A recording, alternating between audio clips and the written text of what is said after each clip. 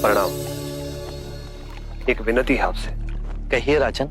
पिछले कई दिनों से मेरे स्वप्न में मेरे पिताश्री आ रहे हैं।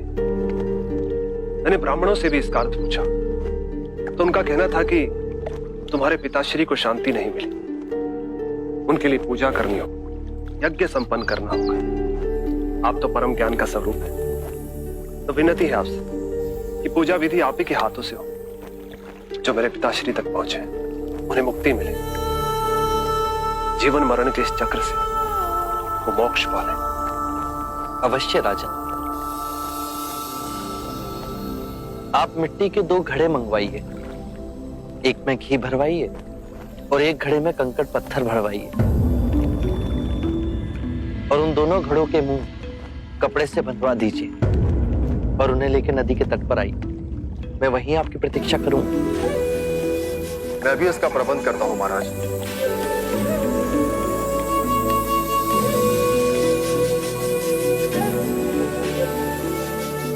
महाराज, अब आप इन दोनों घड़ों को पानी में डाल दीजिए।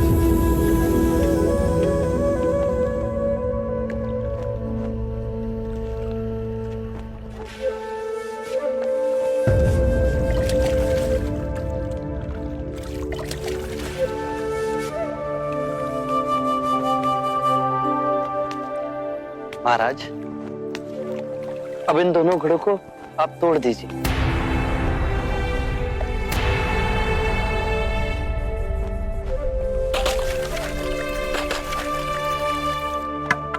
महाराज, अब आप ध्यान से देखिए कि ऊपर उठ पानी पर तैरने लगा।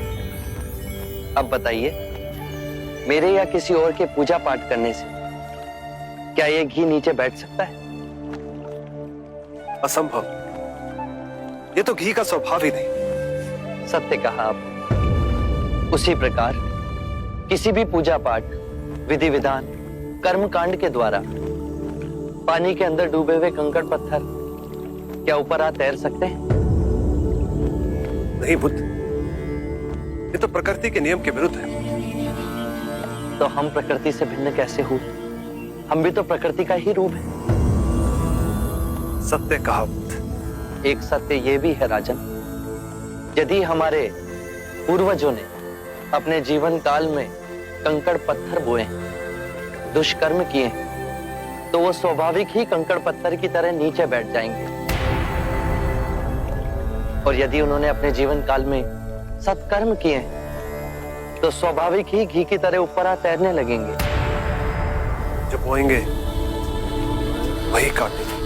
परंतु इस शरीर रूपी जीवन काल में ही नहीं, अपितु इस शरीर रूपी जीवन काल के पश्चात वाली यात्रा में भी हम जैसे कर्म करेंगे वैसा ही फल मिलेगा।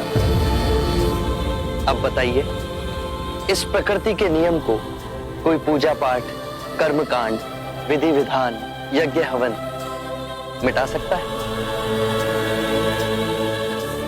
राजन, मैं भी इसको नहीं बदल सकता। केवल अच्छे कर्म ही मनुष्य की मुक्ति का द्वार खोलेंगे।